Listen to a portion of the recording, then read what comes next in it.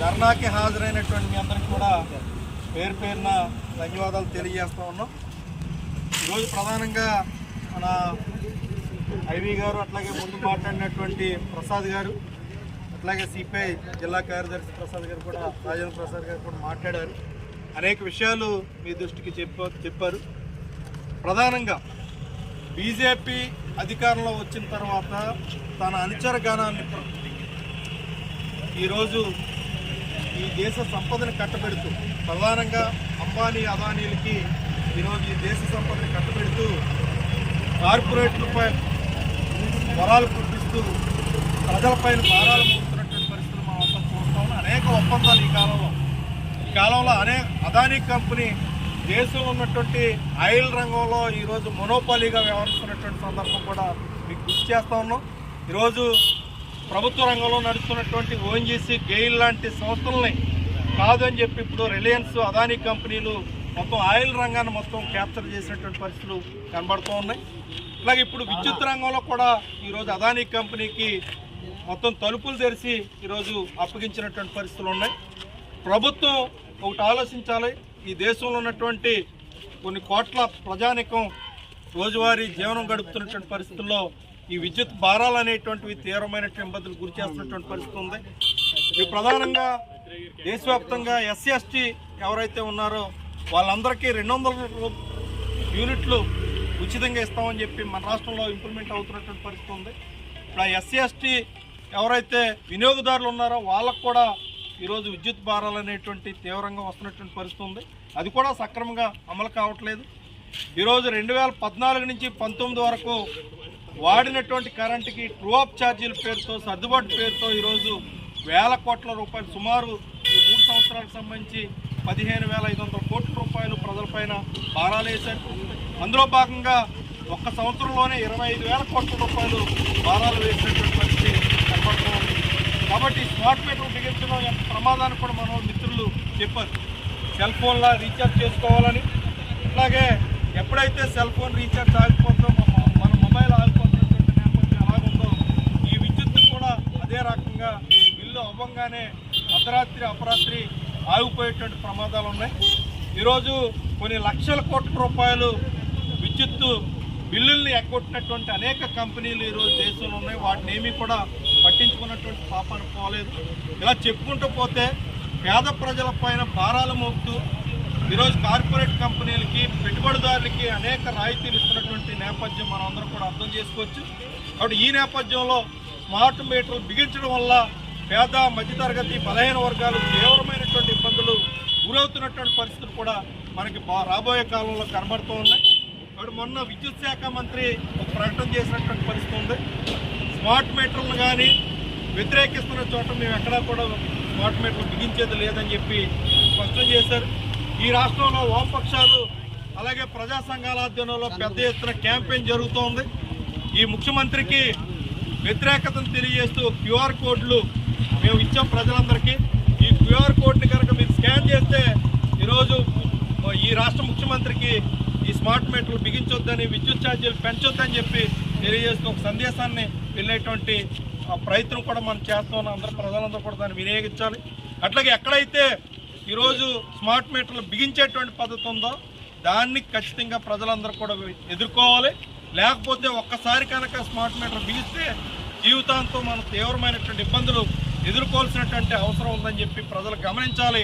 ఈ ఉద్యమంలో వామపక్షాలు, ప్రజా సంఘాలు చేస్తున్నటువంటి ఉద్యమంలో చేదోడు వాదోడుగా కలిసి వచ్చి ఎక్కడికక్కడ వ్యతిరేకంగా, ప్రభుత్వానికి వ్యతిరేకంగా నిలబడాలని చెప్పి సందర్భంగా తెలియజేస్తూ ఈ ధర్నా దర్శన అందరికీ ప్రత్యేకమైనటువంటి ధన్యవాదాలు తెలియజేస్తా ఉన్నాం. కామెంట్స్ మనంతా కూడా కార్పొరేట్ తగ్గించాలి, పెంచుతున్నటువంటి విద్యుత్ ఛార్జీలను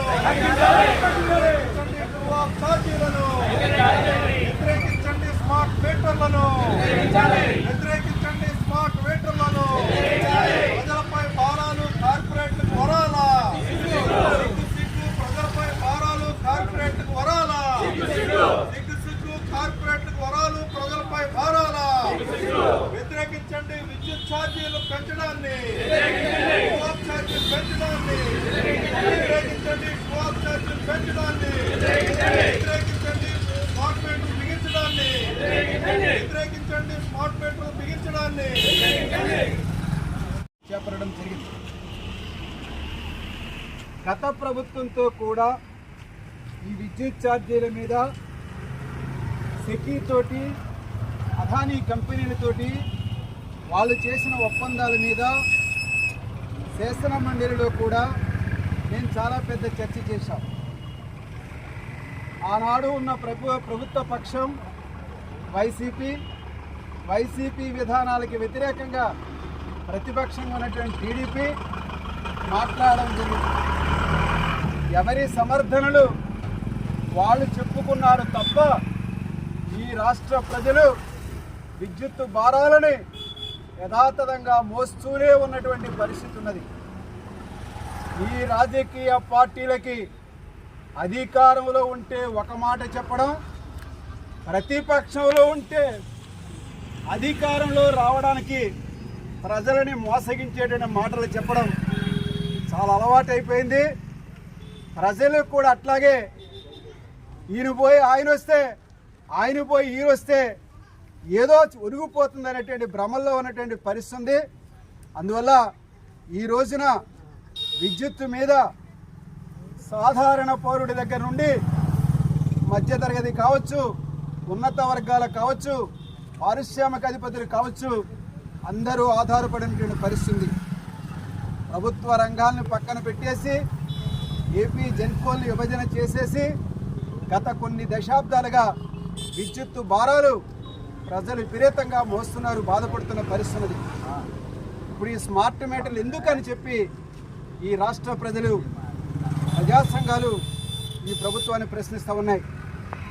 శాసన మండలిలో ఉన్నప్పుడు ఇంధన శాఖ మంత్రి గత ప్రభుత్వ విధానాలు విమర్శిస్తూ మా ప్రభుత్వం విద్యుత్ ఛార్జీలు ఏమీ పెంచదని చెప్పి నమ్మబలికినటువంటి పరిస్థితి.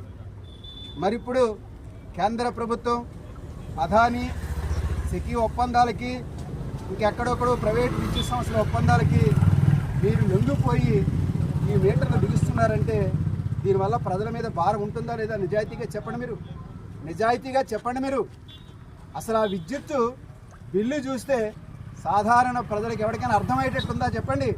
కానీ మాకు అర్థమవుతుంది ధరలు ఎట్లా పెరుగుతున్నాయో, విద్యుత్ ఛార్జీల భారాన్ని ఎట్లా మోస్తున్నామనేది. మీ బిల్లు అర్థం కాకపోయినా, మీ విధానాలు అర్థం కాకపోయినా నెలవారీ బిల్లులో మాకు అర్థమవుతున్నటువంటి పరిస్థితి. అందువల్ల ఈ విద్యుత్ దోపిడీని ఆపాలి. అదానీ కంపెనీలతో వాళ్ళకి లాభం చేకూర్చుకున్న ఒప్పందాలని తిరగదోడాలంటున్నాం.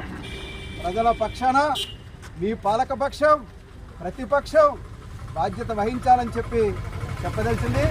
అందువల్ల ఈ స్మార్ట్ మీటర్లని ఆపాలని చెప్పి, ఈ సెకీ విద్యుత్ ఒప్పందాలని విరమించుకోవాలని చెప్పి, ట్రూ-అప్ ఛార్జీలను రద్దు చేయాలని చెప్పి ఈ రాష్ట్ర ప్రభుత్వాన్ని, పాలకపక్షాన్ని, ప్రతిపక్షాన్ని కూడా మేము నిలదీస్తున్న పరిస్థితి. పాలకపక్షం బాధ్యత, ప్రజల పట్ల బాధ్యతగా ఏ మాట అయితే నువ్వు అధికారం రాకముందు చెప్పావో ఆ విధానాలు కట్టుబడి ఉండాలని చెప్పి కూడా హెచ్చరిక చేస్తూ ఉన్నాం. వ్యతిరేకించండి స్మార్ట్ మీటర్లను, స్మార్ట్ మీటర్లను రద్దు చేయాలి. సెకీ ఒప్పందాలను, అదానీ కంపెనీ సెకీ ఒప్పందాలను వ్యతిరేకించండి. స్మార్ట్ మీటర్లు బిగించడాన్ని వ్యతిరేకించండి. స్మార్ట్ మీటర్లు బిగించడాన్ని